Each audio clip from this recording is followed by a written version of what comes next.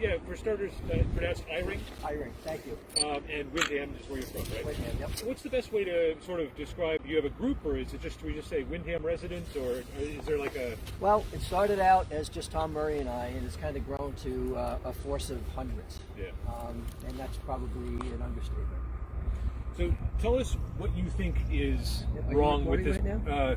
Yes. So Okay. just tell us, Ken, what you think is wrong with this process. Well, I just spoke with Assistant Attorney General Edwards, and I came late, so I didn't hear most of the questions in the morning because I was down at the courthouse waiting for a ruling. I didn't know if I'd have to bring something up here if the judge had ruled in our favor for a temporary injunction. But I asked Attorney General Edwards about the camera setup. There's 4 cameras in there, and I don't know if you've seen them, but it's really very disappointing, and it's a scam. I'll just be honest with you. This is reminiscent of what goes on in our elections in Windham, where poll observers are told to stand 50, 60 feet away. There's no meaningful oversight here.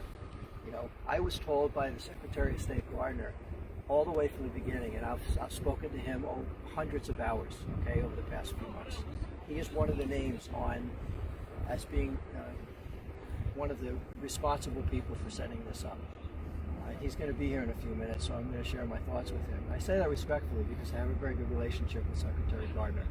But I have a problem with the fact that there's 4 cameras in there. They're far away. You can't see anything meaningful with the camera. So this is being live streamed for people to watch it online, and that's not acceptable. If you look at the Arizona audit, they do the same thing. They've got 9 cameras, but they also have cameras on all the tables, up close and personal. All the data, all the information is being captured. Once they are all said and done, all of that footage is going to be made public. That's important. The fact that we've got 4 cameras here, you're not going to even see the ballots potentially. That's what people want to see. We want to know what's going on. And if our Attorney General says, well, that's just too bad, and if she says, well, and here's her quote. Her quote is, well, the state has limited resources. Give me a break. We're talking about the first in the nation status. We're talking about the integrity of our vote. Okay? This is the largest unexplained discrepancy in the history of this state. And our Assistant Attorney General says that they don't have enough resources to provide more than 4 cameras that are going to be meaningless in the end. That's unacceptable. When I asked if I could speak with Harry Hursty, if I could ask him a question, she said no. She said, you have to raise your hand. I said, I've been sitting back here waving my hand, and they called on everybody but me. So how am I going to get answers to the questions? I'm a taxpayer in this state too. I'm probably more informed about this than almost every citizen in this state, okay? I know what's going on. I had an agreement with Bill Gardner. In fact, it was his agreement. He had an amendment. It was modified at the last minute. This has been turned into a political process, and actually it's been turned into a sham at this point because they're not addressing the issues. You have three quote forensic analysts who aren't qualified. Harry Hursty is, but the other 2 people do not have the experience for the machines. Okay, one of them is a political scientist. I don't know that much about Philip Stark, but the fact that you have Mark Lindman, who was against the Arizona audit. You were what came out this week in Arizona? I'm not up to that. I'm sorry. Okay, well, what came out in Arizona? So Mark Lindman is against the audit in Arizona, saying that they already had audits, 2 audits in Arizona. Okay?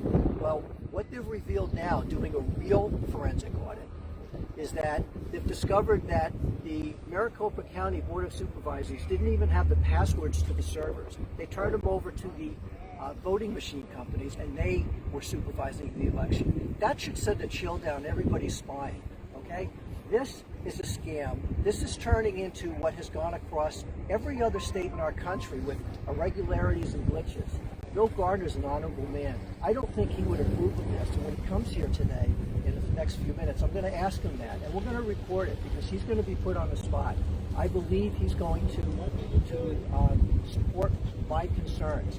From the very beginning, he has wanted there to be no stone left unturned. He has wanted there to be no bias. He has wanted every side to be represented, and this has turned out to be, we've got 3 people, 3 auditors that all are tied together through the same one organization, Verified Voting. That's unacceptable.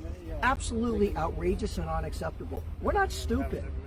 And Ann Edwards is being disrespectful to every tax-paying citizen in this state by saying, we don't have the resources to put more than 4 cameras here in place. I'll buy her the cameras and she turned me down. Okay? That's unacceptable.